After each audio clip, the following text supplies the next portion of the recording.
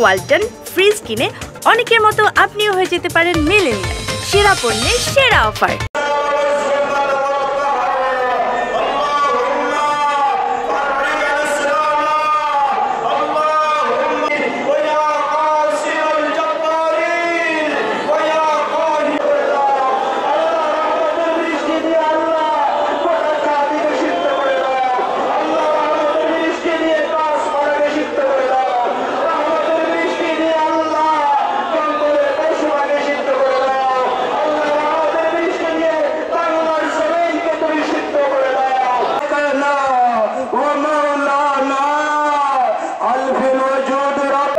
দুনিয়াতে কোনো সমস্যা হলে মানুষ রাস্তাঘাটে মিছিল করে, মানববন্ধন করে, বিভিন্ন সভা সমিতি সেমিনার করে দুনিয়ার সরকারের কাছে দাবি আদায়ের জন্য আপ্রাণ চেষ্টা করে।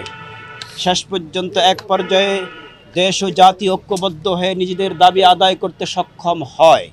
কিন্তু আসমানের মালিক যখন গোসা করে, আসমানের মালিক যখন রাগ করে, পৃথিবীর সমস্ত মানুষ একত্রিত হয়ে রাস্তাঘাটে মিছিল করে, সমাবেশ করে, মানববন্ধন করে আসমানের মালিকের কাছ থেকে এক ফোঁটা দাবি আদায় করা সক্ষম হবে না।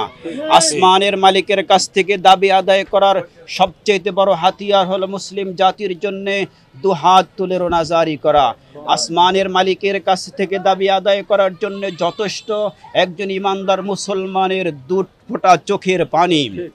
নাকের ডগায় আসার আগে আগে চোখের পানি মালিক মুসলমানের দাবি পূরণ করে নেয়। আজকে অনাবৃষ্টিতে সারা দেশ তাপদাহে জ্বলে পুড়ে সরকার হচ্ছে। বনের জঙ্গলের পশু পাখি পর্যন্ত আজকে হাহাকার করছে। গাছের পাতাগুলো যেন আকাশের দিকে আর্তনাদ করছে। মায়ের কোলে শিশুরা পর্যন্ত অতিষ্ঠ হচ্ছে আজকে অনাবৃষ্টির কারণে। আরশে আজিমের মালিক আমাদের কার উপরে নারাজ হয়েছে, তাই বৃষ্টি বন্ধ রেখেছেন। তাকে রাজি করার জন্যে, তার দরবারে দুহাত তুলে আর্তনাদ জানাবার জন্যে, দু ফোঁটা চোখের পানি দিয়ে বৃষ্টির দাবি আদায় করার জন্য আমরা আজকে ঈদগাহে একত্রিত হয়েছি। তারা বলেছেন, এই ইমানদারগণ তোমরা নামাজ এবং ধৈর্যের মাধ্যমে আল্লাহকে সাহায্য প্রার্থনা করো।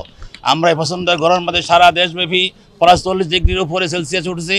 মানুষ এখন নাবিশ্বাস হয়ে গেছে। এই নাবিশ্বাস এই দেশের মধ্যে অনাবৃষ্টি হওয়ার কারণে মানুষ আজকে পাগল পাড়া হয়ে শেষ পর্যন্ত আল্লাহ রাব্বুল আলামিনের কাছে প্রার্থনার জন্য আমরা নামাজ পড়েছি।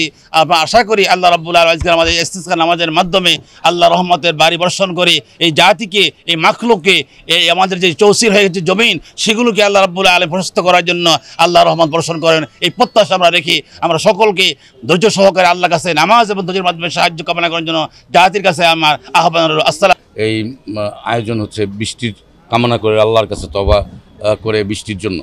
তো আল্লাহ রাব্বুল আলামিন আমাদের তওবা কবুল করুক এবং নারায়ণগঞ্জ সহ সারা দেশে রহমতের বৃষ্টি বর্ষিত হোক, এটাই আসলে আজকে আমাদের উদ্দেশ্য এবং দোয়া ছিল।